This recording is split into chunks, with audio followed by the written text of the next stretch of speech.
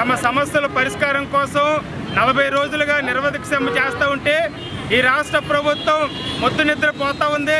ఈవేళ లక్ష పైబడి ఈవేళ అంగన్వాడీలు వాళ్ళ సమస్యలు పరిష్కరించమని వాళ్ళు కనీస వేతనాలు అడుగుతున్నారు, గ్రాడ్యుటీ అడుగుతున్నారు. ఈవేళ సెంటర్లకు ఇచ్చేటువంటి ఏదైతే ఆహారం ఉందో లబ్ధిదారులకు నాణ్యమైన ఆహారం అడుగుతూ ఉంటే ఈ రాష్ట్ర ప్రభుత్వం ఈవేళ లక్షల సంఖ్యలో ఉన్నటువంటి లబ్ధిదారుల్ని అట్లాగే లక్షల సంఖ్యలో ఉన్న అంగన్వాడీల్ని ఈరోజు వాళ్ళ సమస్యలు పరిష్కరించకుండా ఈరోజు రాష్ట్ర ప్రభుత్వం ఈవేళ ఏమీ పట్టనట్లుగా వ్యవహారం చేస్తూ ఉంది. ఈరోజు అంగన్వాడీలు ఎస్మా ప్రయోగించి నోటీసులు ఇచ్చి వాళ్ళు బెదిరించి భయభ్రాంతులకు గురి చేస్తుంది తప్పితే ఈరోజు ప్రభుత్వం జగన్మోహన్ రెడ్డి గారు వాళ్ళ సమస్యల పరిష్కారానికి పూనుకోలేదు. 40 రోజులు గడుస్తుంది. రాష్ట్ర చరిత్రలో ఈవేళ 40 రోజులుగా సమ్మె చేసినటువంటి చరిత్ర ఈరోజు అంగన్వాడీలకు ఉంది. ప్రభుత్వం ఈరోజు మేకపోతే గాంభీర్యం ప్రదర్శిస్తూ ఉంది. ఈరోజు ప్రభుత్వం భయపడుతూనే అంగన్వాడీలు భయపెట్టాలని చెప్పే ప్రయత్నం చేస్తూ ఉంది. మీరు ఎంత భయపెట్టినా ఈరోజు అంగన్వాడీలు భయపడేది లేదు.